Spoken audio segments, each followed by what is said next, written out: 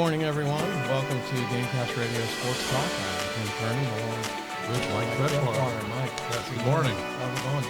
Doing great. A little muggy yet again this morning, but weather's going to break sooner or later, and it's going to be real football weather. You know, it was really muggy when I got up this morning. It was muggy last night. Yeah, it sure was.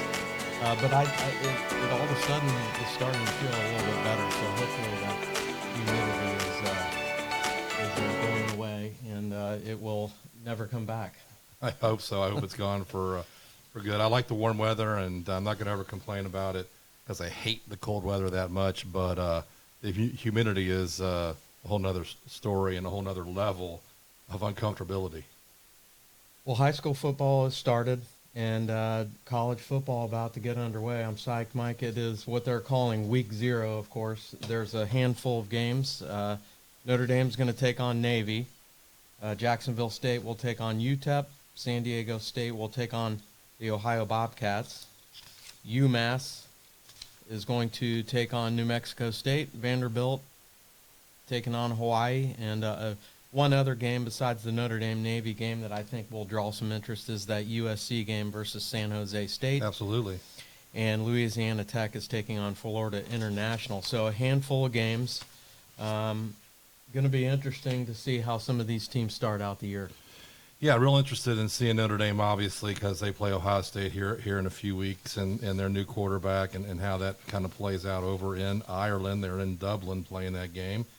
Also interested in seeing, of course, USC and their Heisman Trophy candidate, the favorite to win the Heisman Trophy, their quarterback, and see what they look like. Obviously of interest to us here because they're coming to the Big Ten here, next year or very soon. And so, yeah, interested in seeing both of those games and maybe making a small wager or two on them and, right, and sitting back and enjoying real college football. Yeah, and you mentioned the USC quarterback. He won it last season, so if he won the Heisman again, he would be the first since Archie Griffin. Yeah, the one and only Archie Griffin. What a guy. I love him. Met him.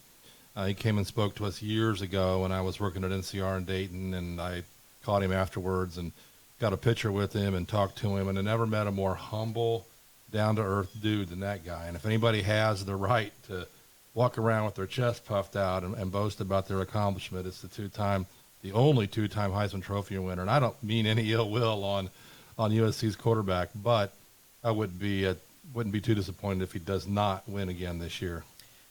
Yeah, he did some interesting things in that Notre Dame game that I don't find appealing, but that's okay. He can do that, and that's ammunition for Notre Dame when USC comes to Notre Dame this year. Yeah, absolutely. USC ranked number 6 in the country, I think, coming into that game. Correct. Notre Dame 13, and yeah, things start to happen here in week 0, and then fast and furious next weekend.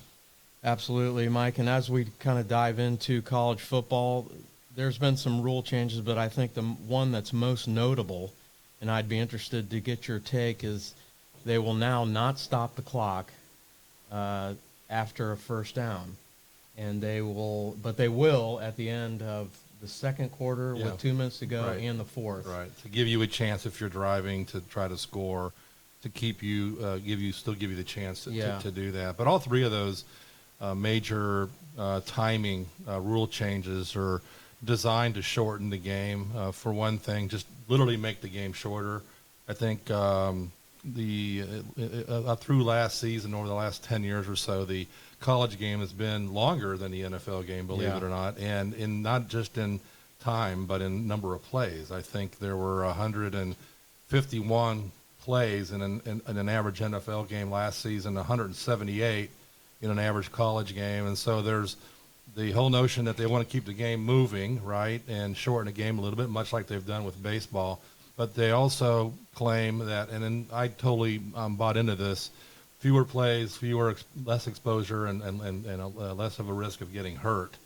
And so I think there is the timing, thing, and then the safety of the players, trying to minimize their chances of getting hurt. I think both are legit concerns, and I honestly, the average person watching will not even notice these rule changes. Yeah.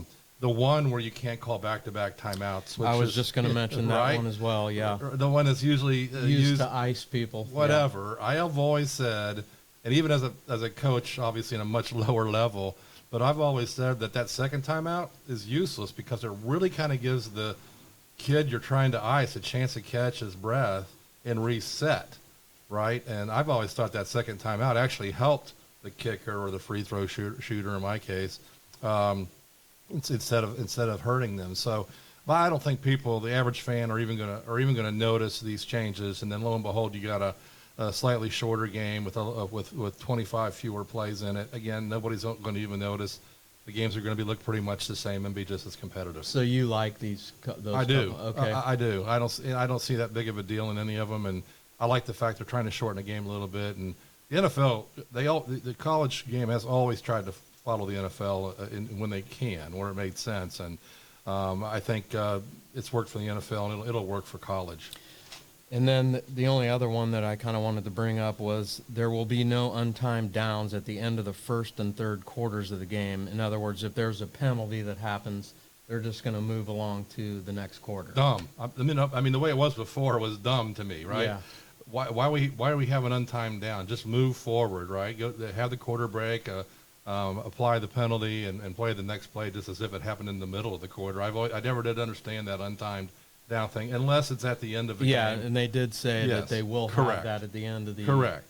Yes, and that's fair. Yeah, the second and fourth quarters. Yeah, yes, that makes sense. You can't end the game on a penalty, right? Well, and I think that rule change will certainly move games along quicker because if they're moving on to the next quarter, they can go to the commercial break, get that over with. That will save probably 15 minutes per game. I'm on board with all those rule changes, and when we talk to him, we get Jeff Gilbert on here in a little bit. Be interested to hear his opinion on that. But as a fan, to me, they're good. They're good changes. Most people won't even notice them, and I'm all for all three of those.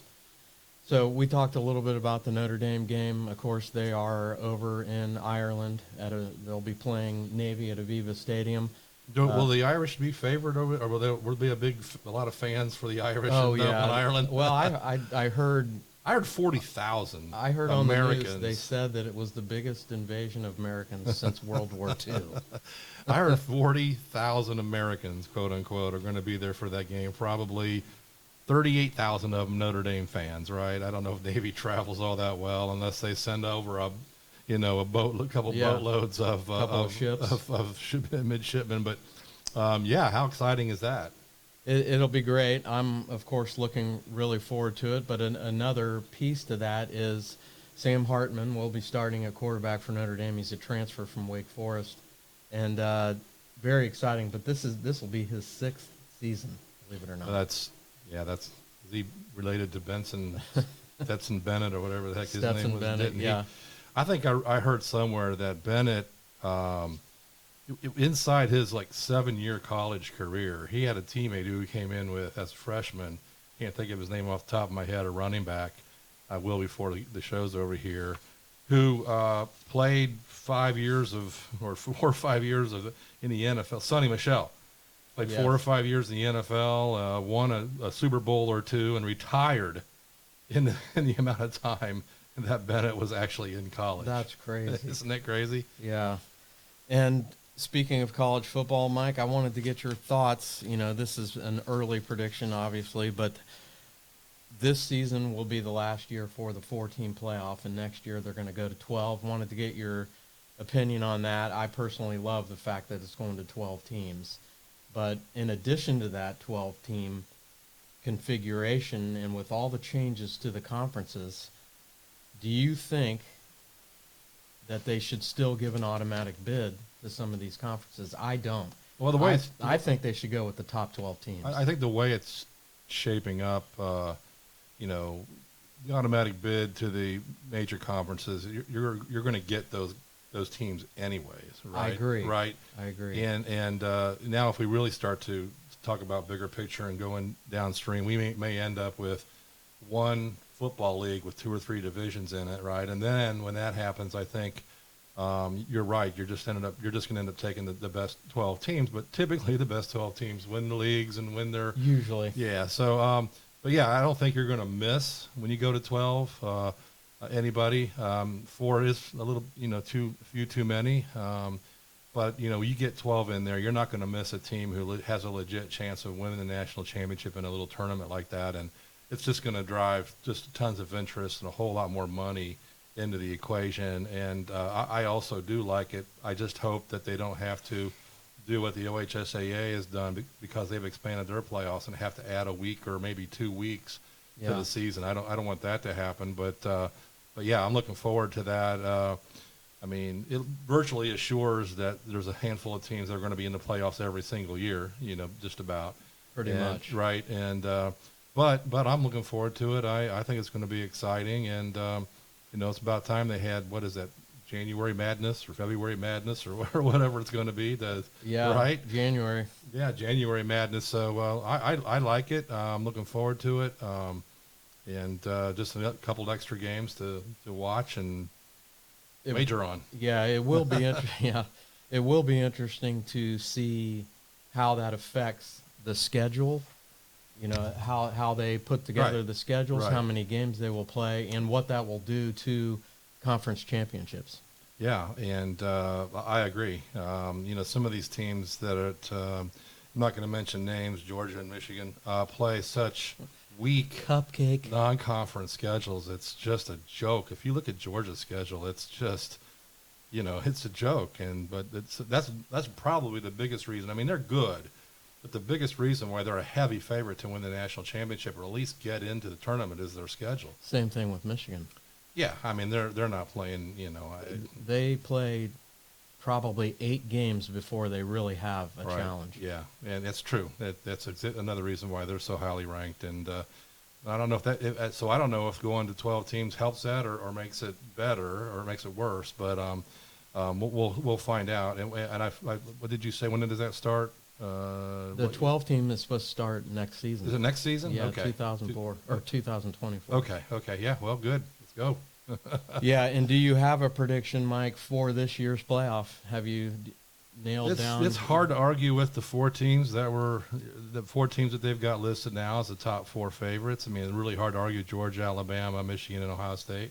But I like USC. I think they've got a definite chance. When you have the best quarterback in the nation and the returning Heisman Trophy candidate and prohibitive number 1 draft pick in the NFL, how can you not, like them? So I think they've got more than a fighting chance to get through their schedule and be there at the end. What's interesting about when we look at these teams, all of them have quote unquote questions at quarterback, right? Ohio State's still trying to figure out which of the 2 they want to go with. Alabama's starting a Notre Dame transfer who you said is maybe not all that good, right? I think he could be good, but he's gone through so many injuries and he's turnover prone. So they're unsettled I'd be quarterback. surprised Georgia's going to have a new quarterback. The only team in the top 4 that has the returning quarterback who's solid is Michigan, and so we'll see. We don't underestimate the value of a really good quarterback, an elite quarterback, in terms of what they can do to lead their team to the championship tournament at the end. Yeah, I agree with you. I think USC's weakness last season was their defense, and I think they've improved that. So a lot of portal transfers, from what I understand.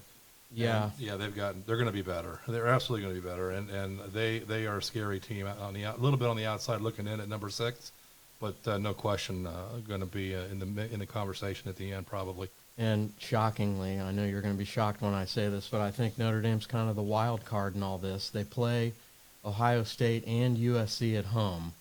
If they can somehow win those 2 games, they'll have to face Clemson on the road, which is going to be difficult. Especially they smoked Clemson last season at Notre Dame, so I think they're kind of the wild card in it. But I agree with you. But another team with a quarterback question. I mean, yeah. I know where he came from as a transfer and all that stuff, but is he going to be good enough to do what you're suggesting? Yeah.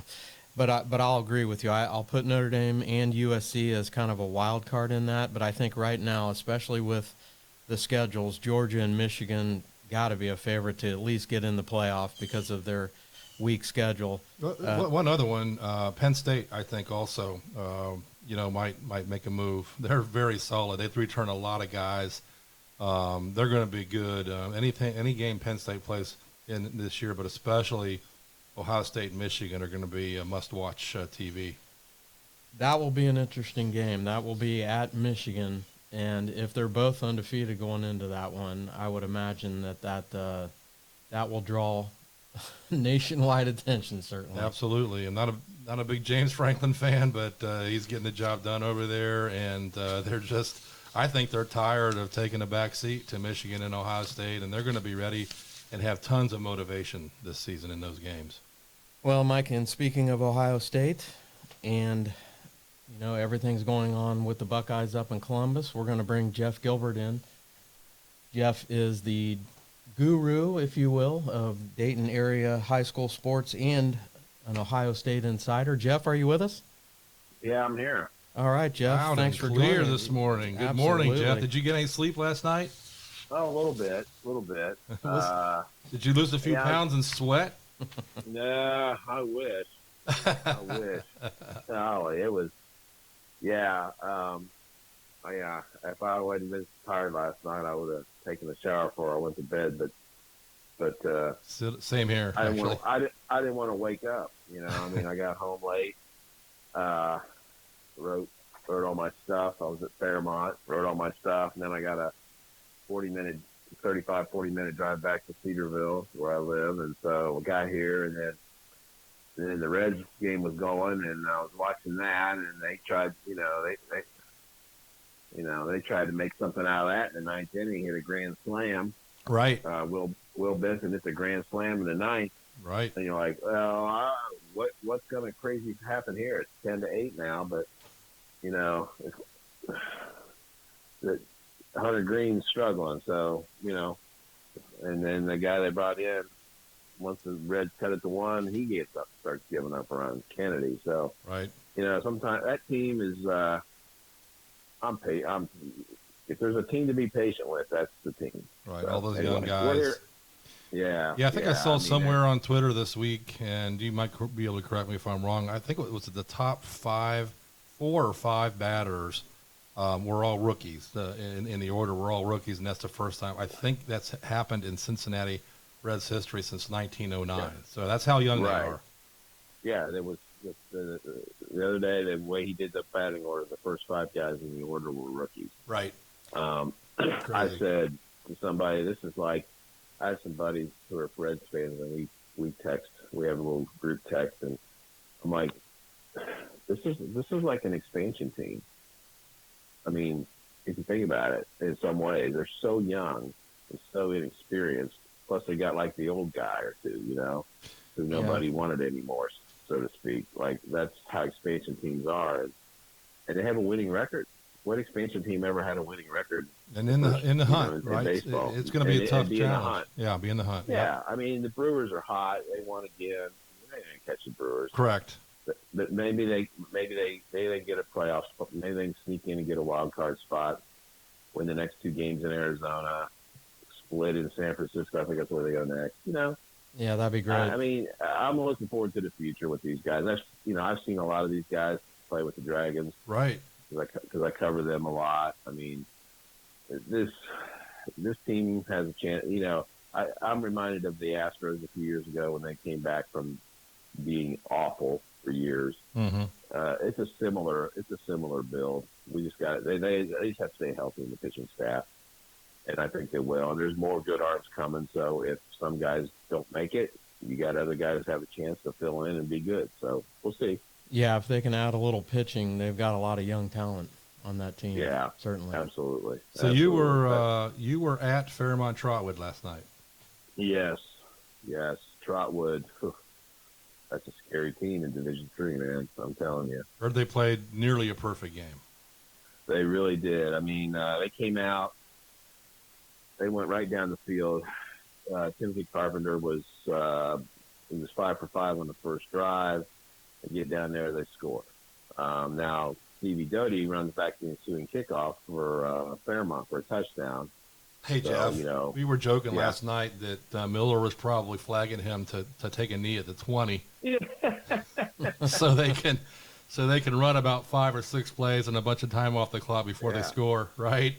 Right, right. And so he scores, and then Trotwood gets the ball back, and they drive and score again, and it's 13-8. And Fairmont hadn't run an offensive play, so the script was completely flipped. Right. I mean, here's Trotwood Yeah.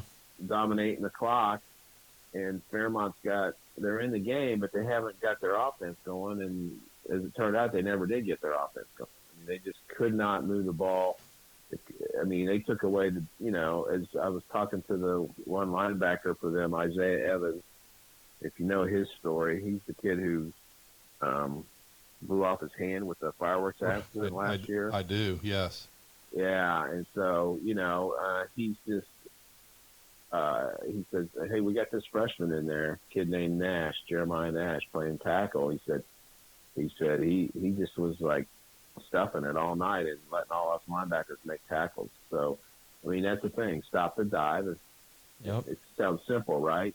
But if you can't stop the dive, Fairmont will just eat you alive. If you can stop the dive, you make them punt. You make them punt, and so that's what happened last night. Key. And which Alter could not do. Alter can stop it, and Miller knows if you can't stop that, we'll beat you. If you can stop it, then we're gonna have a game, And he takes losses hard, and he's like, we just got to get way better. We just didn't move the ball, and defensively, and they weren't rallying to. I mean, Trotwood's got that speed, right, to get guys out of space, and so most of the game until the first half. I mean, Tim's just hitting short passes. Boom, hit the guy, let him run with the ball. Hit him, let him run with the ball. And that's kind of what they did. The piece I wrote for sort of the follow-up piece, it'll be in the Sunday paper, talks about that. Coach Graham and talks about that. It's like, just let your other guys help you out. And so he did. And it felt like, Fairmont, they're worried about getting beat deep, right? So, I mean, they're catching the ball in space they're not up on them tight, and they're just running. They're making moves and running. And this Michael Smith kid who's been has been on the field since he was a freshman for them in different roles. He's the lead back now, and he's shifty and he's fast, and he went 60 yards for a touchdown. So yeah, if you get them like 4 or 5 passes. I saw highlights of him. He looked pretty dangerous. So, going to ask you again this weekend, like I did last weekend, about Bellbrook. Alter plays Trotwood in a couple weeks. What are your thoughts on that matchup? Hey, I will tell you this, though. The Knights looked better last night. The competition wasn't the same, but they did play a lot better. Who'd they play last night? Thurgood Marshall. Thurgood. Thurgood's been not very good, obviously, but right.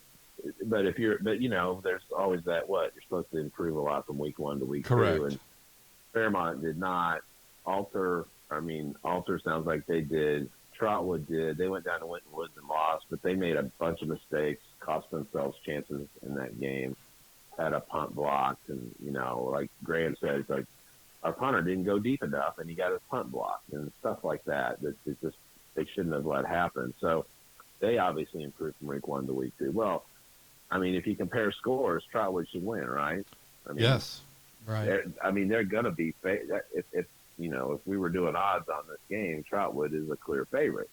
I mean, look what they did last night to the team that beat Alter.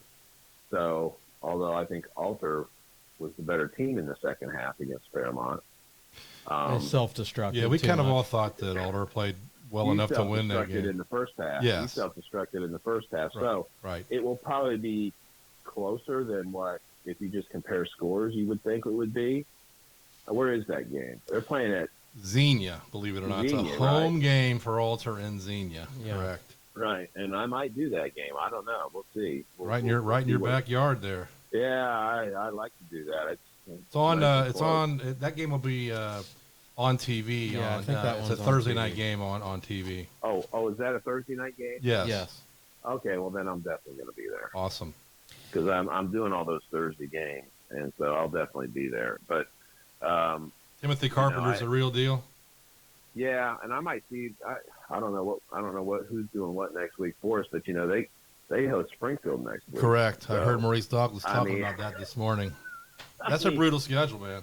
It is. Well, it is. but they, he's going to toughen those guys up, and and then they got some city league teams to play. It's not going to be. They're going to be They, formidable. they don't have playoff time. They don't have a league championship to play for, so it's No. really all about the playoffs. And Yeah. given their schedule, and that win last night's going to get them some points. You give them their schedule, they're almost a shoe-in to get into the playoffs. And to your point, and making that assumption, play a tough schedule, get better, and get ready and to make a deep run in D3.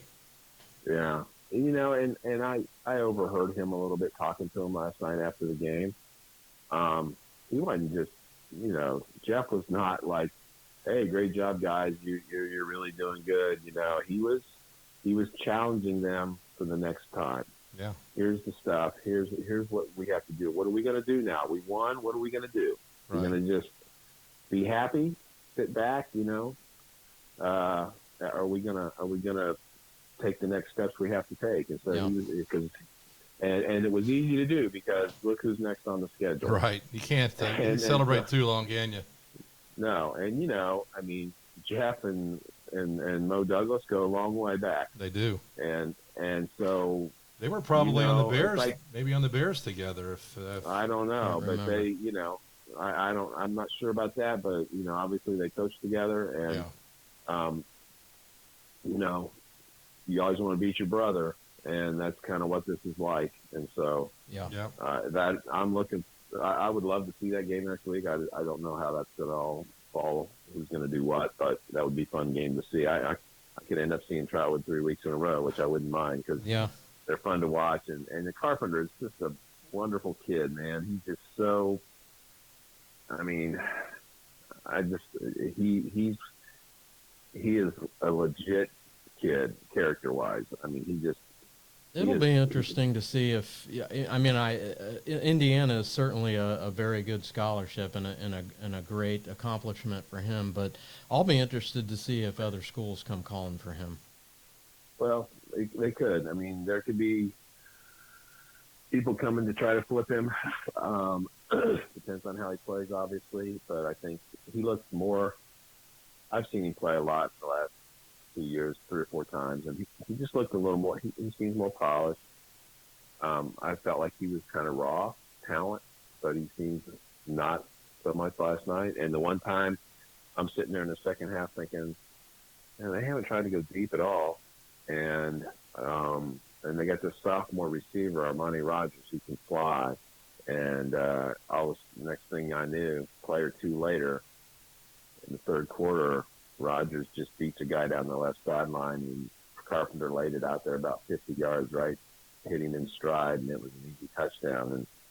And I asked him about that. Nice. I didn't use this, but I asked him. He said, I just, wait for the moment, and that cornerback. He said that cornerback kept creeping up and looking in the backfield and type of stuff. So he's a smart kid. He read it, he saw it, and he saw the opportunity and went for it and got a touchdown. So that was they were impressive last night. That's the best I've seen Trotwood look. That's the best they've looked probably since 2019 when they won the state title. I'm not saying they're going to win a state title. That's what they want to do, obviously. You're at Trotwood. If you're good, you think you can do that. I get that. But I'm sure that's probably about as good as they've looked, if not for sure the best they've looked since 2019. Well, that's good stuff, Jeff. Certainly we head into, we got week 0 this weekend, and then the official, I would say, start of college football starts a week from today. And certainly we have some people who would be interested to hear your thoughts on Ohio State, maybe give an update on them, and have they chosen a quarterback yet? Yeah, well, as far as we know, they haven't. I haven't seen anything this morning. I don't know what, day will have his Tuesday presser, game day presser this week on Tuesday. So you would anticipate he's going to at least say who's going to start. He's either going to say, this guy's won the job, he's our guy, or he's going to say, we're going to start. I think McCord would start if he hasn't really decided and says he's going to play them both. I think McCord would start because of seniority. He has done that all along. He was going to be the first guy to play in the spring game. Of course, he was because Brown was hurt. and he more than once says things like how much he appreciates Kyle for sticking it out and being loyal. So he's showing loyalty back, and I think McCord will start that game unless Brown just like absolutely wins the job. Okay. And I'm not expecting that. I'm expecting Brown to start, and I'm expecting it's 50-50 whether they both play or not, or whether that's the plan for both of them. I would bet on the fact that at least in the first game they'll both play because Ohio State will probably control the score. In fact, we'll see what happens there. But given the fact that they're so quote unquote unsettled at quarterback, don't you find it amazing that they're ranked as high as they are? Is that not part of the equation, you think? That's I would say historically that would be surprising, but recent history, if you will, I'm not surprised. We had, think about college football, in the last, I don't know, kind of since Urban started at Ohio State in this era. There's a few teams every year that are up there because we know the talent they recruit because of the recruiting rankings. Right. And everybody's like, those teams are going to be good no matter what. And Ohio State is one of those teams that is going to be good and challenged no matter what.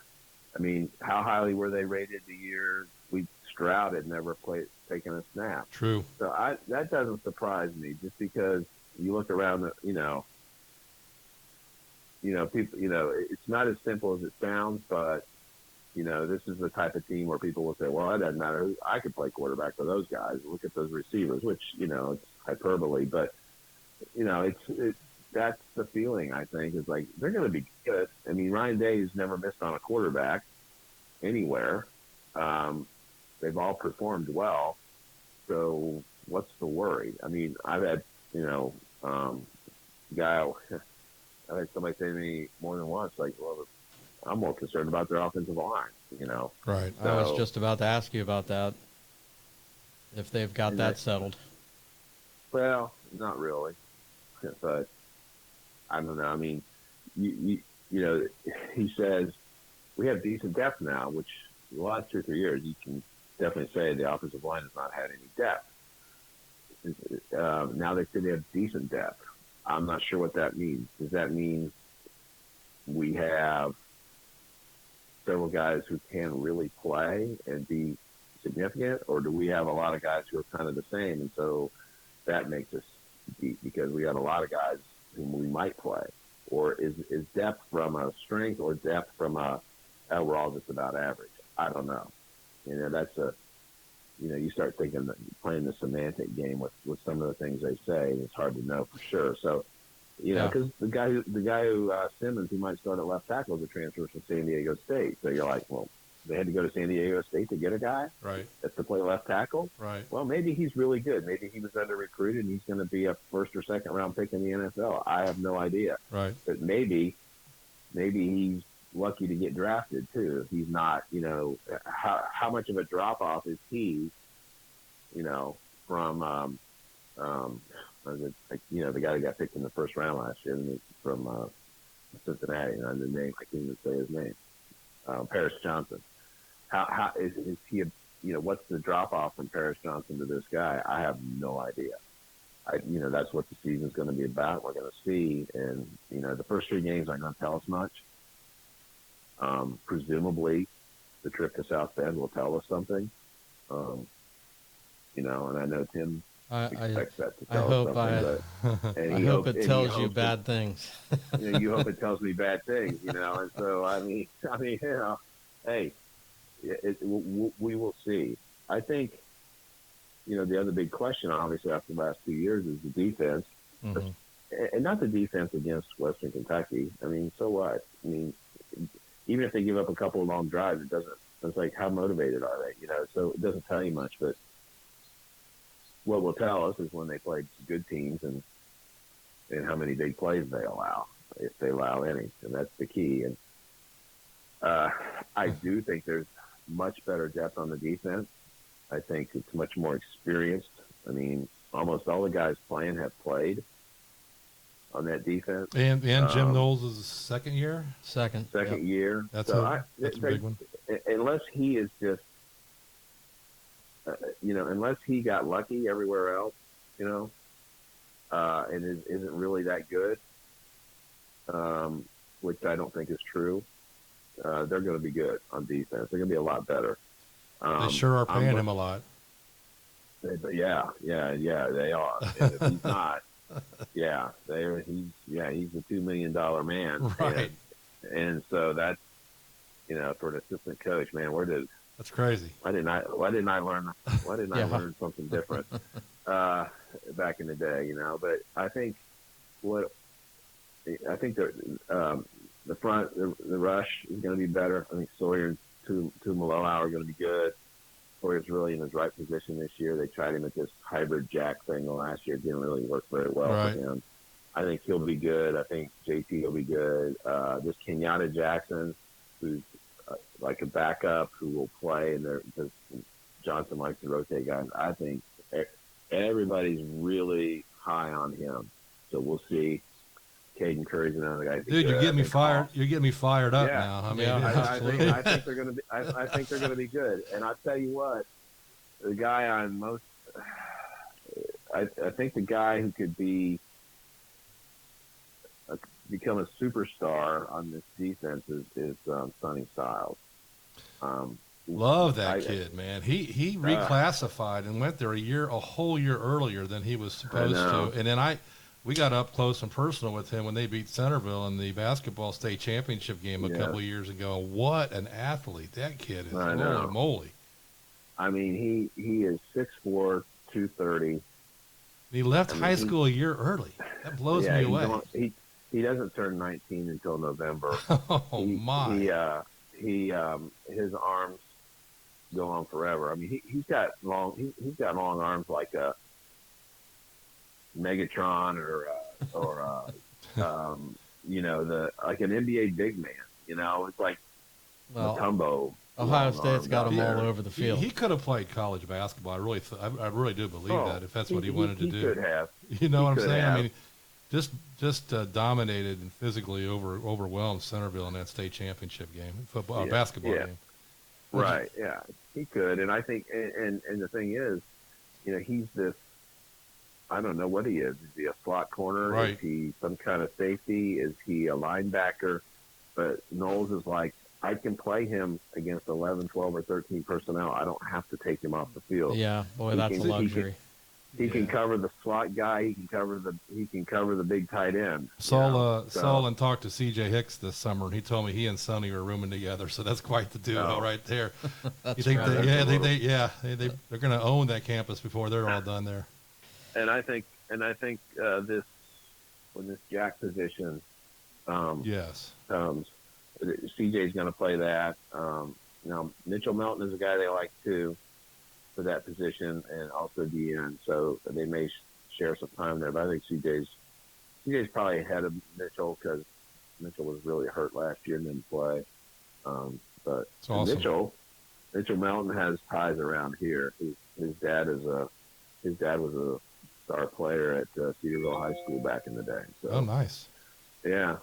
So interesting stuff. They live around here now again. So, well, Jeff, Mike and I talked a little bit earlier about the new rules changes.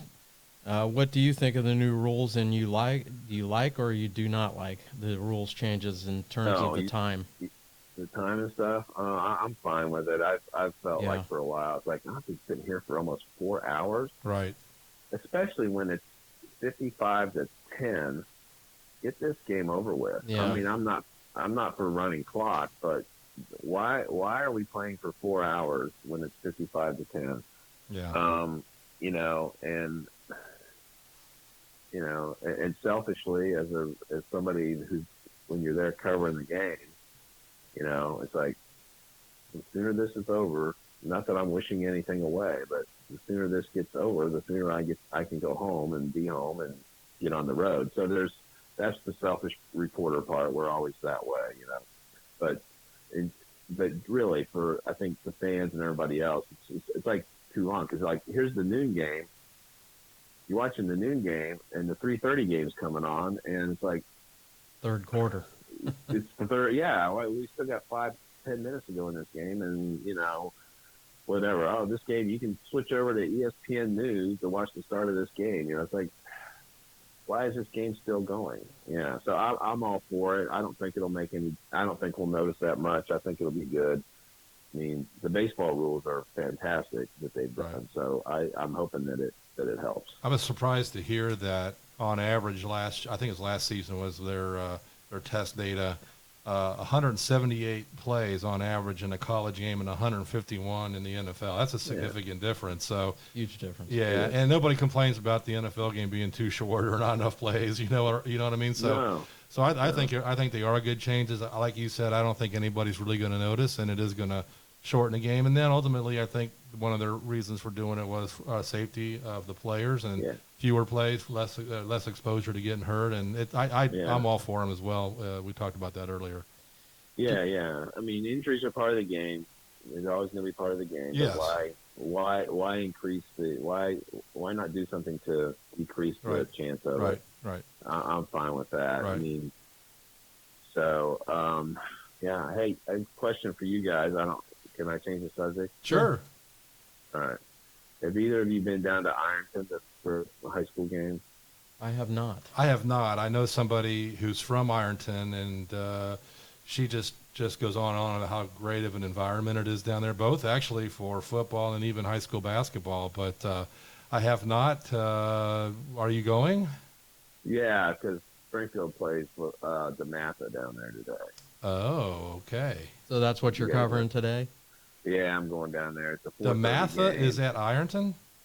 Yeah, so there's like there's a if you hadn't looked, I know you get focused on the Friday schedule, right? You don't even notice the Saturday game. I mean, I think that sounds bizarre. Yeah, well, it's some kind of, there's like 3 games. Okay. Oh, okay. Some kind of football Showcase. festival thing. Okay. Showcase. So Springfield is playing DeMatha at 4:30, and both of them are ranked in the Max Prep, Okay, yeah, I did 100. hear about that. Springfield's playing DeMatha in Ironton. Okay. Yes. Okay, gotcha. Yes. So that's why I'm going. Yeah, I'm I going gotcha. to DeMatha. I'm Yeah, going to I see did the hear about cast and- that. Yes. Yeah. So I was talking to Marty Bannister on WOME the other day, Thursday, and Right. he's like, have you ever been there? I said, no, but I'm sure you probably have. Yeah, he's like, oh yeah.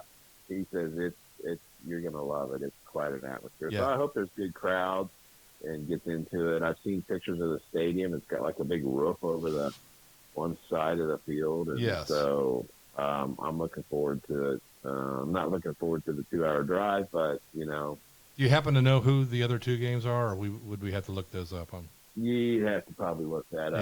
Yeah. I didn't really pay Certainly attention. Ironton's playing in one of them, I would assume. You would probably guess. Yeah. And I don't know.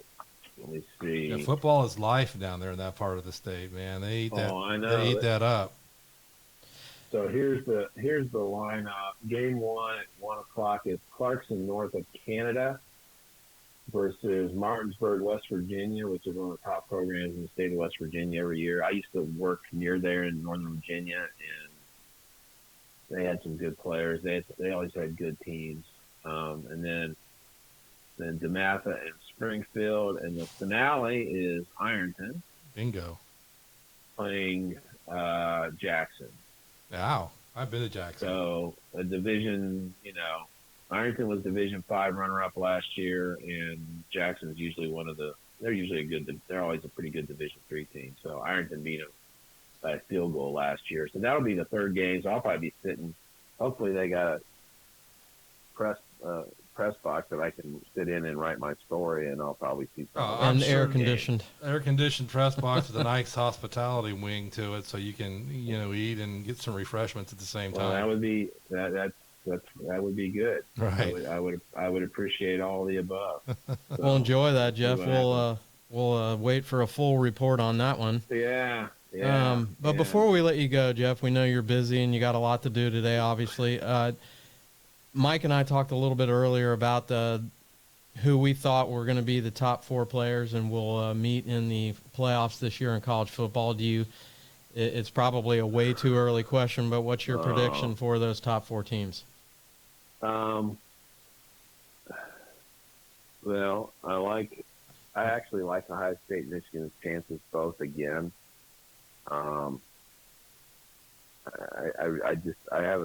Something tells me that we're coming down to that again, and they're both going to get in. Now, if Ohio State goes up and loses at Notre Dame, all bets are off.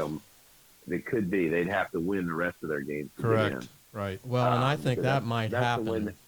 I think this is the year. Sorry to interrupt you, Jeff, but I think if there was ever a year for Notre Dame to do it, it would be this year because, and it pains me to say this, but Ohio State has dominated that game, at least in the modern era. And if there was ever a chance for Notre Dame to do it, it would be this year. But I agree with you. I think if Notre Dame beats Ohio State will clean the table and still get in.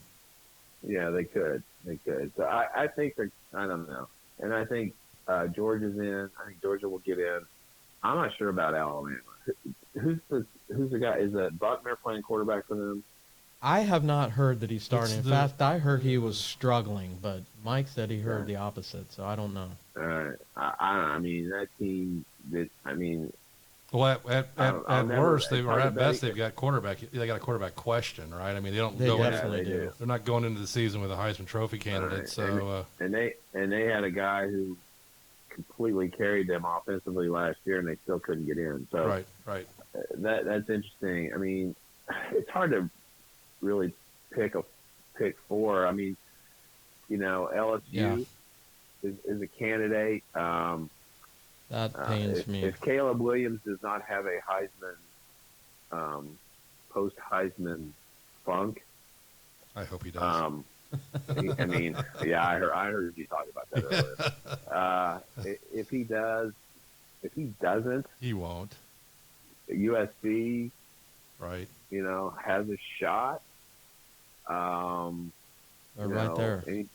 Anybody out of the Big 12? Not so much.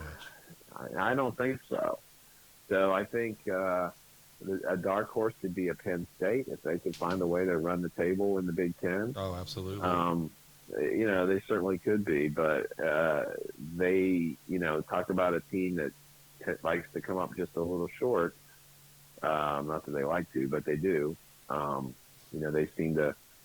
I mean, they've had Ohio State beat a couple times in recent years, and couldn't finish the deal. And one year they did, but a couple other times they didn't. Think about the. I said it earlier, Jeff. How pissed off is Penn State right now? Just so tired of taking a back seat, especially recently with Michigan coming on the way they have to be constantly behind Ohio State and Michigan in every conversation. Never seem to win that big game. but that's got to be tremendous motivation for them sooner or later, right? Yeah.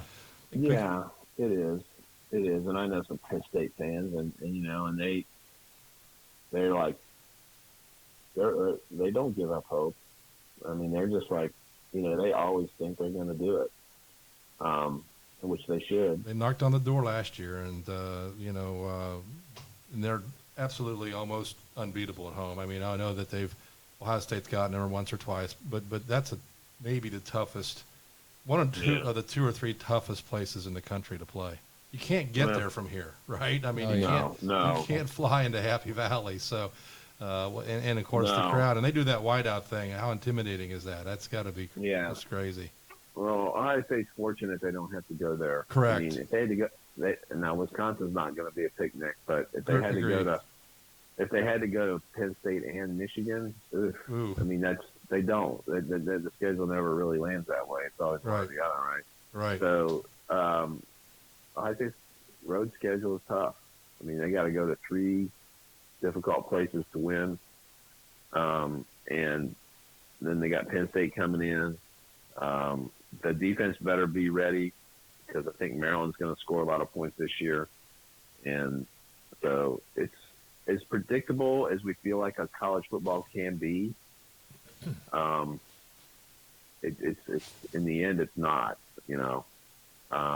Hey, they got to go to Purdue, and You know, with a history of that. Yeah, that's You know, brutal. I mean, weird things happen up there. I don't Yeah. understand that, but weird things happen at Ross-Ade Stadium, and They sure do. I don't understand. Yeah, it's beyond comprehension why that happens, but it does. So, Well, I always think it takes about 4 weeks for this stuff to kind of shake itself out. So we'll find out. But yeah. you got to be Hey, excited. College football is here, yeah, and you got to love it. yeah. Hey, did you guys see the thing in the paper about the Alters all-time greats? I We did. did. I've gotten a lot of reaction to that. I'm not that I did it. I know Eric France did it, but Yeah. and it says in this article that he did consult with people at the school, IDs and coaches. Right. You're just never going to get that, 100% right in Right. everybody's Yeah. mind, right? Right. I think the yeah. most glaring thing for people close to the program that I've talked to is that Tim Quinn was in honorable mention when he is probably most likely easily top five. But here's the question I have is in terms of requirements around when you look at that. So there's two ways of looking at that. One is what did the player do while at Alter, right? And then what did the player Yes. do after he left Alter? And 100, you cannot argue with the after question. That's Joe Tooney. He's won like 3 Super Bowls and been in 5 Yeah. and all this craziness. So that's the question. Is it what because Joe was a really good high school player, but I mean he developed after that. He redshirted at North Carolina State and then went on to just tremendous success in the NFL. But if you look at what a player did while at Alder, Tim Quinn, from what I've been told, is absolutely easily the best player in Alder history. But again, you can't get it Well, he probably suffers from it, him being being a there little so older. long ago, too. Yeah, that doesn't help. So When did he play? he's 60, 67, He was 68. on some of those first teams. But he was All-American. He was a high school All-American and went to he got recruited, legitimately offered by Notre Dame, Michigan, Ohio State, Michigan State, and all these. But he ended up going to UD. UD at the time was a Division I scholarship program, and his family, I think his dad was coaching dad, there. yeah. And so he tells some great stories, Woody Hayes recruiting stories that we can share. We can talk about some other time.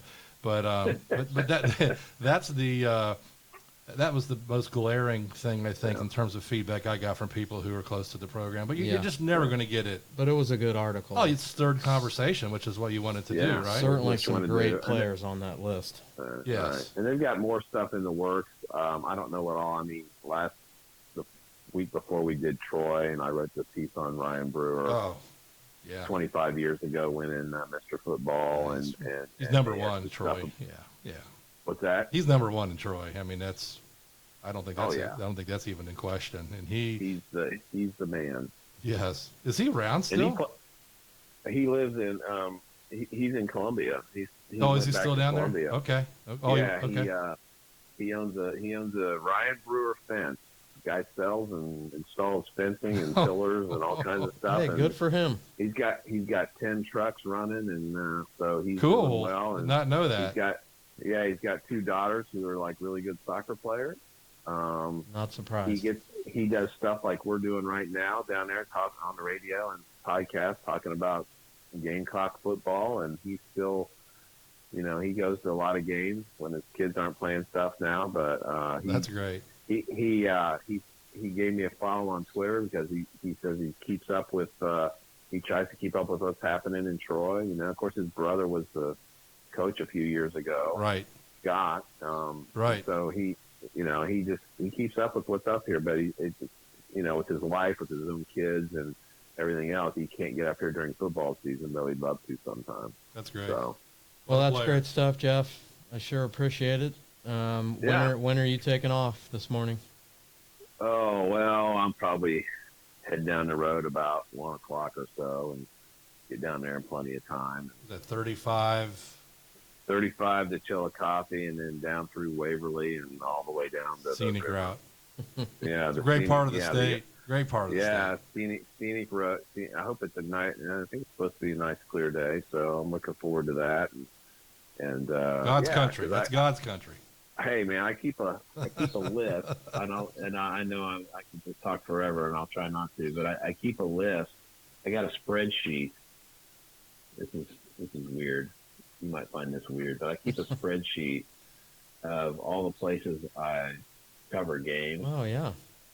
I needed to do that. For high schools, and I don't have it handy, but I'm up around, and I've been doing this around here since 2009. But I've been to 60 some high schools now. That's great. And then you start adding in all the other venues like UD Arena and places like that you cover high school things, and that list is at about 20. That's awesome. So I just have fun with that. I just that's to look awesome. back and I remember like, oh, I went to this school one time, like some school around Columbus, but I saw Joe Burrow play as a sophomore, So I mean, That's cool. stuff like that is, and then you remind you of that. So it's fun. So I get to add Hanks Memorial Stadium in Ironton to my list. Very good. You'll have to write a book someday, Jeff.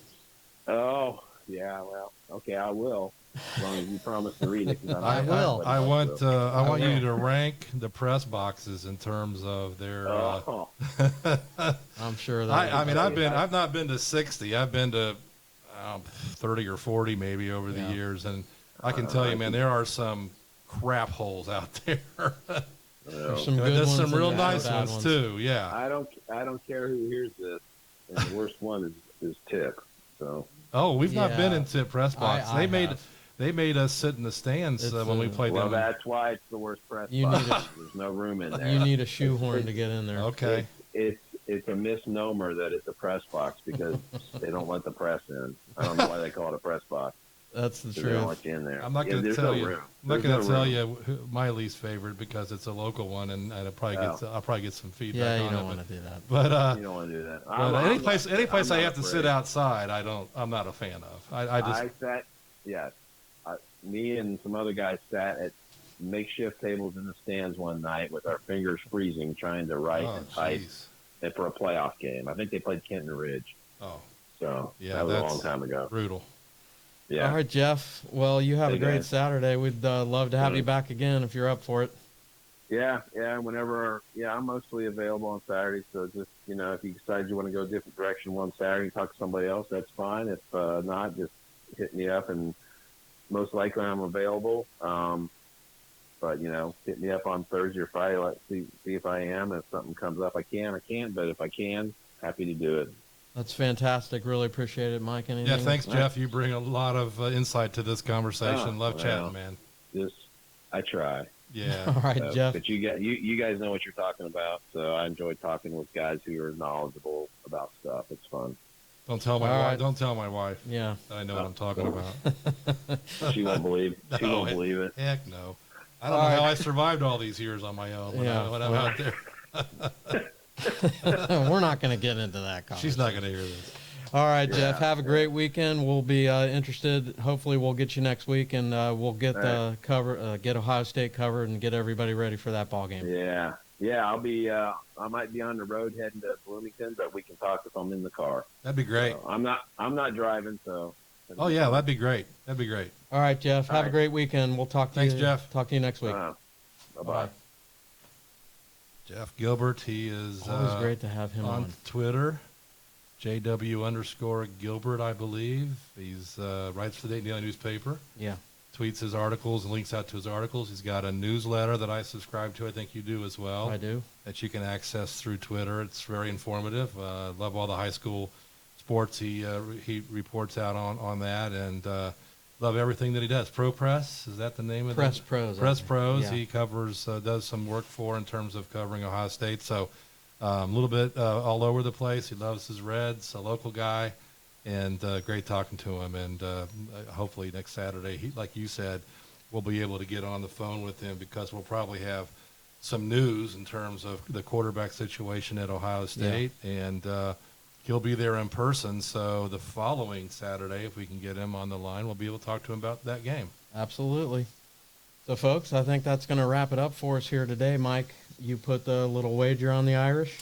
I did, minus 21, and I think that half a point. It's now minus 20.5. My money brought that down a little bit.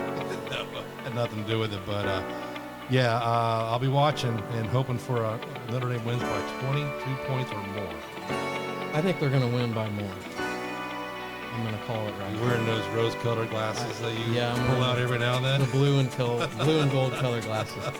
Well, everyone. No, I thanks hear for- you. I hear you, and I'm pulling for you this weekend. All right. Well, everyone, thanks for joining us today for Gamecast Radio Sports Talk. Have a great weekend. Enjoy the college football, and we'll see you next week. See y'all.